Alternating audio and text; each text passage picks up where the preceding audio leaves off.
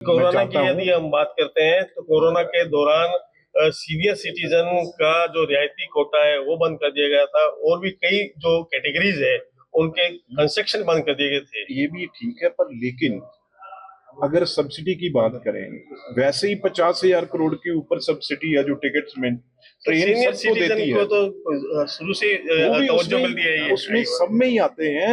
और बहुत बड़ा जो है सब्सिडी टिकटों में तो जो है वो रेलवे दे ही रहा है। और अभी और मैं एक बात मैं और एक बात अभी 10 तारीख को जो शुरू होगा बजट के ऊपर डिस्कशन, उसमें खास तौर पे पहली डिस्कशन तकरीबन 15-15 घंटे राज्यसभा और लोकसभा में इसके ऊपर डिस्कशन होगी।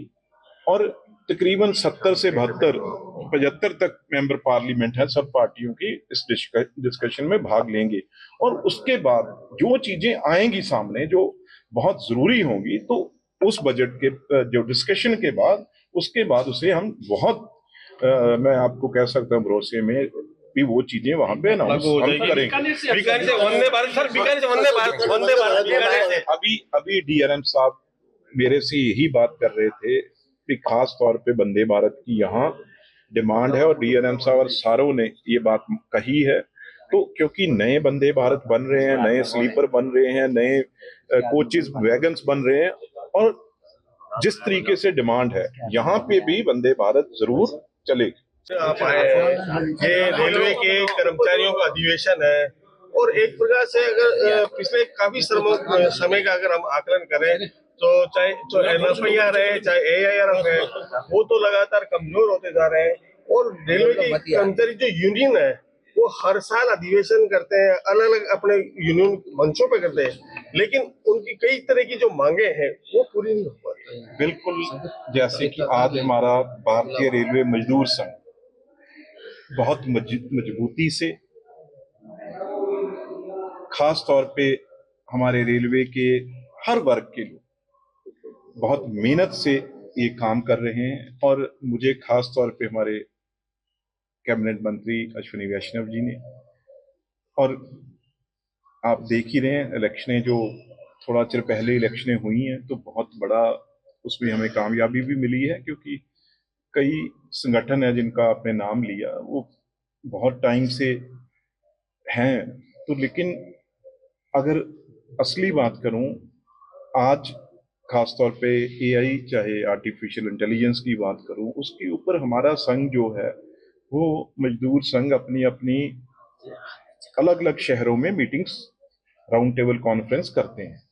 तो इस बार बीकानेर में कर रहे हैं, और खासतौर पे मैं यहाँ पे आया हूँ जो भी वो, क्योंकि चाहे हमारा ट्रैकमैन हो पॉइंट्समैन हो, उसके साथ बैठ के जो बातें पता चलती हैं वो वैसे पता नहीं चल सकती।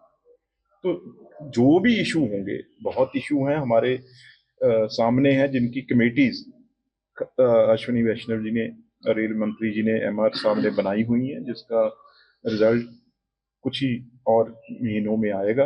और जो जो इश्यूज हैं वो हमेशा इनके साथ, क्योंकि सरकार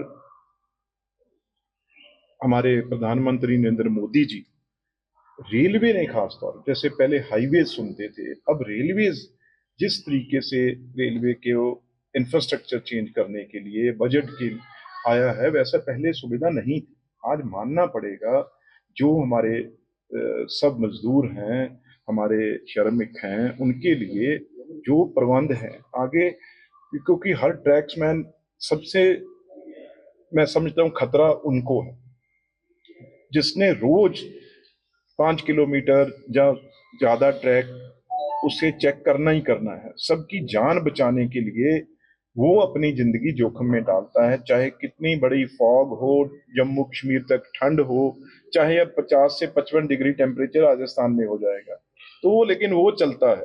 तो इसीलिए हम इनके बीच में बैठ के जो भी चीजें हैं वो कोशिश करते हैं, क्योंकि आज तक पहले बहुत सरकारें आई लेकिन वो बातें ना उनके कान तक कोई पहुंचा सका, ना ही वो चीजें हुई। सर जो अभी अपने उत्तराखंड के जो चार धाम है, गंगोत्री, यमुनोत्री, केदारनाथ और बद्रीनाथ है, अभी ऋषिकेश से कर्णप्रयाग तक की तो घोषणा कर दी रेलवे ने।